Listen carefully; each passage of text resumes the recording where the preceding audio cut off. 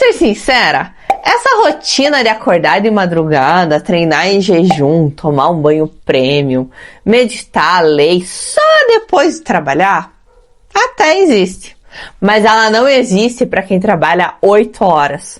Não existe para quem cuida de filho ou depende de transporte público.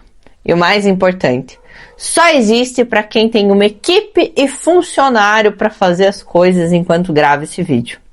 Para 99% das pessoas, essa rotina não é inspiração. Ela é combustível de culpa. Você assiste, se sente atrasada na vida, fecha o Instagram e continua exatamente na mesma. Isso não é motivação, é a receita perfeita para desistir antes mesmo de começar. Porque quando uma meta parece impossível, ela é tratada como sonho distante que nunca vai chegar. Isso tem até nome na psicologia, a impotência aprendida. Quando você tenta várias vezes e não consegue, seu cérebro aprende que nem vale a pena tentar. Então esquece a lista de tarefas de robô. Hoje eu quero te mostrar hábitos que cabem na sua vida real, no seu tempo real e no seu bolso real. Hábitos que constroem uma mulher mais segura, mais estável e dona da própria história. Sem estilo de vida que só existe no Instagram. Antes de começar, só um recadinho rápido. No meio do vídeo, eu vou te contar uma história de uma mulher real. Uma mulher extremamente famosa, que passou por um período extremamente difícil. Muito mais difícil do que você imagina. E o jeito que ela lidou com isso é praticamente um manual de como sair do buraco. Guarda isso, porque ela vai aparecer lá pelo hábito 6. Bora pro hábito 1? Você lembra daquela cena de Alice no País das Maravilhas? Quando a Alice está perdida numa encruzilhada e pergunta pro gato qual caminho ela deve seguir? E o gato responde uma coisa mais ou menos assim: se você não sabe para onde quer ir, qualquer caminho serve. É exatamente isso que acontece com um monte de gente adulta. A sensação de estar perdido, andando em círculos, não vem da falta de esforço, vem da falta de direção. Você pode estar correndo muito e ainda assim não sair do lugar, porque não tem clareza de para onde ir. E aqui entra a ciência de verdade. Metas específicas e desafiadoras, mas realistas, geram muito mais resultado e satisfação do que simplesmente se esforçar mais ou fazer o melhor possível. Parece óbvio, mas a maioria das pessoas nunca escreveu uma meta clara na vida. O exercício é simples. Definir metas para daqui 1 mês, 3 meses, 6 meses, 1 ano. E presta atenção nesse detalhe aqui, porque a maioria erra. A meta precisa ser do tamanho do tempo que você decidiu. Não adianta colocar ficar milionária como meta de 1 mês. Isso não é meta, é um tiro do pé. A não ser que você engravide no Neymar, isso não vai acontecer. Meta grande demais por um período muito curto, ela não motiva, ela paralisa. Você olha, sabe que aquilo é praticamente impossível e desiste antes de tentar. Então defina a meta certa para o tamanho certo. Pequenas vitórias mensais somadas constroem uma virada de vida em 1 ano. Isso te tira aquela sensação de estar perdida, porque você sabe exatamente qual caminho seguir. Antes de ir para o hábito 2, uma coisa rápida. Comenta aqui embaixo uma meta que você vai fazer nos próximos 30 dias. Porque quando você assume um compromisso público, mesmo que seja só um comentário no YouTube, a chance de você cumprir aumenta muito. Porque o cérebro não gosta de contradição depois de prometer algo. Então comenta aí, isso te ajuda a se cobrar de verdade. E de quebra ajuda esse vídeo a alcançar mais pessoas que também estão se sentindo perdidas nesse momento.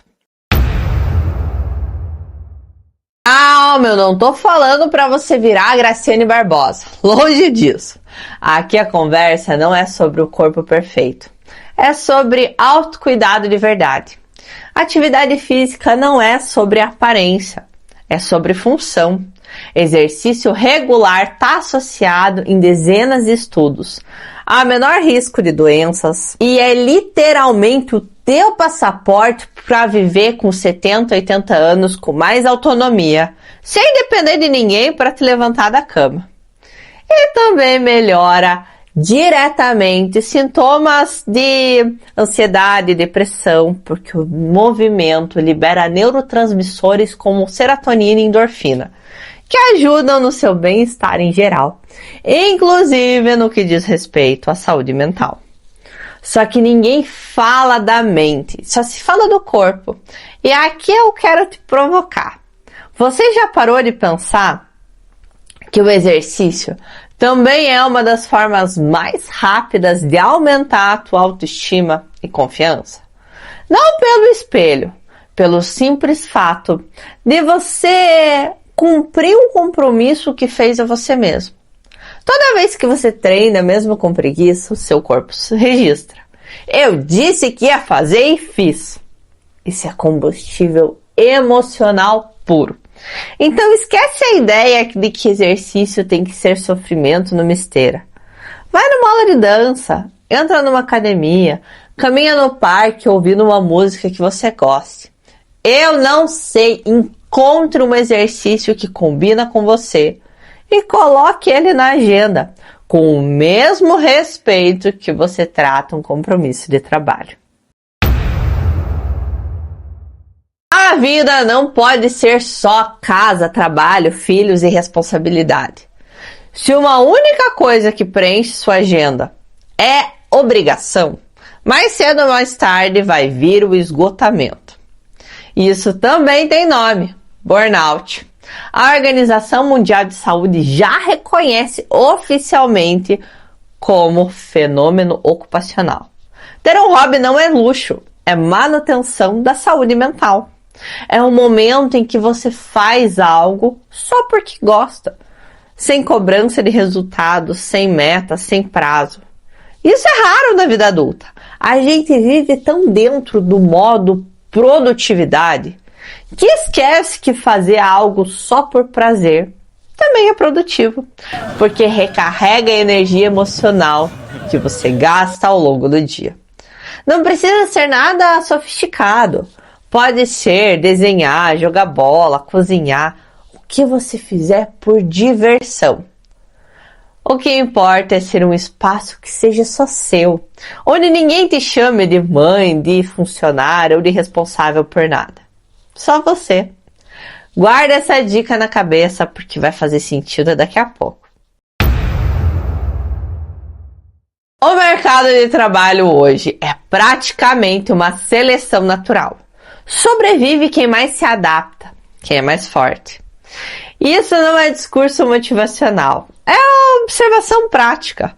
Quem se qualifica constantemente tem muito mais liberdade para escolher, para trocar de área, para negociar salário, para sair de um emprego ruim sem entrar em pânico. Existe um conceito muito interessante chamado capital de carreira. A ideia é simples. Quanto mais raras e valiosas forem as suas habilidades, mais poder de escolha você tem sobre a própria vida profissional. Não é nada sobre seguir sua paixão, é sobre construir competência de verdade, porque competência gera confiança, e confiança gera liberdade. Cursos, especializações, autoridade, uma cartela de clientes fiéis. Isso tudo é carta na manga. É o efeito colateral mais bonito disso. É o emocional. Saber com segurança que você é boa no que faz te dá um colchão embaixo dos pés que nenhuma validação externa consegue te dar. Você não precisa evoluir por medo de ficar para trás. Evoluir porque cada competência nova é um tijolo a mais na sua segurança emocional. Se você chegou até aqui, provavelmente é o tipo de pessoa que gosta de evoluir de verdade. Então se inscreve no canal, porque toda semana eu trago um conteúdo que te ajuda a viver melhor. Se inscrever é de graça e garante que esse tipo de conteúdo continue chegando até você e a outras mulheres que também precisam ouvir isso. Uma pessoa com repertório é mais interessante. Ponto. Na vida pessoal, no trabalho, numa conversa, numa entrevista de emprego. E a leitura é uma das formas mais eficazes de construir repertório, porque expõe teu cérebro a vocabulário, contextos e novas formas de pensar que você sozinha não teria. E olha, não precisa ser um clássico de 800 páginas, chato pra caramba que ninguém consegue terminar. Comece com algo que você gosta. Pode ser uma biografia, um romance, ficção, autoajuda, qualquer coisa. Estudos de neurociência mostram que a leitura frequente melhora a conectividade cerebral. Te dá até a capacidade de empatia. Porque literalmente treina o teu cérebro a entender novas perspectivas. 10 minutos por dia parece pouco, mas em um ano pode ser um livro por mês. E cada livro é uma versão sua um pouco mais interessante, mais articulada, mais segura para se colocar em qualquer ambiente. Lembra da história que eu te prometi lá no começo? Chegou a hora. Antes de virar uma das escritoras mais lidas da história, a autora de Harry Potter passou por um período extremamente difícil. Recém-divorciada, criando a filha pequena sozinha, vivendo de benefício social, escreveu Harry Potter em cafés porque não tinha aquecimento em casa. O manuscrito do primeiro livro foi recusado por 12 editoras diferentes antes de ser aceito. 12 nãos. A maioria das pessoas teria desistido no segundo. Só que o desconforto daquele período, a instabilidade, a rejeição, a incerteza, foi exatamente o que forjou a disciplina e a resiliência que sustentaram o resto da carreira dela. Ela usou justamente a escrita, um hobby que já fazia parte da vida dela, como âncora emocional no pior momento da sua vida. Lembra do hábito 3? É exatamente essa conexão. E isso se chama mentalidade de crescimento. Pessoas que encaram desafios e desconfortos como oportunidade de aprender, em vez de ameaça. Desenvolve muito mais resiliência e sucesso ao longo do tempo do que quem só busca conforto e validação. Quando a tua rotina fica confortável demais, a gente para de evoluir, para de pensar, de refletir, de se desafiar. Sair da zona de conforto de propósito. Pode ser um esporte novo, um curso difícil, um livro que exige mais esforço para entender. É a forma mais produtiva de continuar crescendo, sem que a vida precise te empurrar a isso à força, através de uma crise ou de uma perda.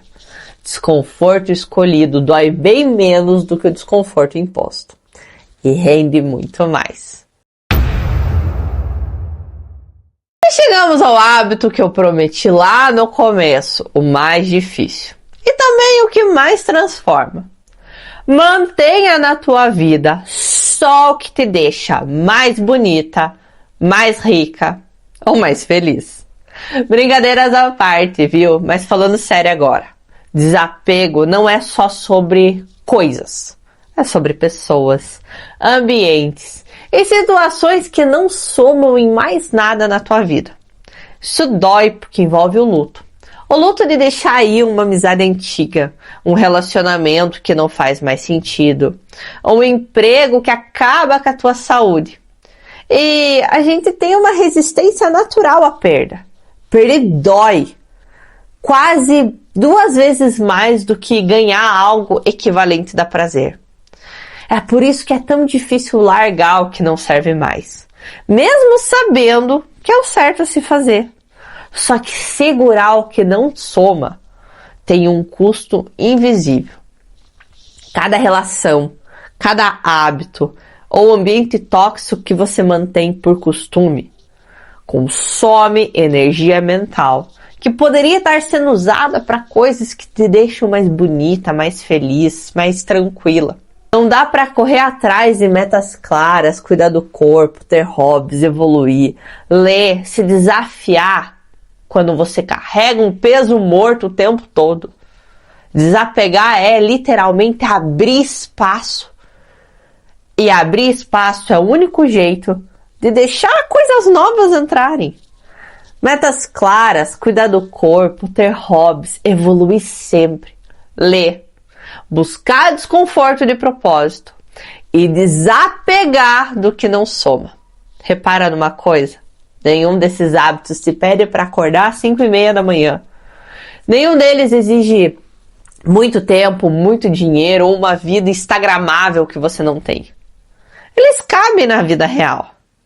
E se esse vídeo fez sentido para você, faz uma coisa, manda para aquela amiga que você sabe que anda se cobrando demais, comparando a vida dela com rotinas instagramáveis da internet.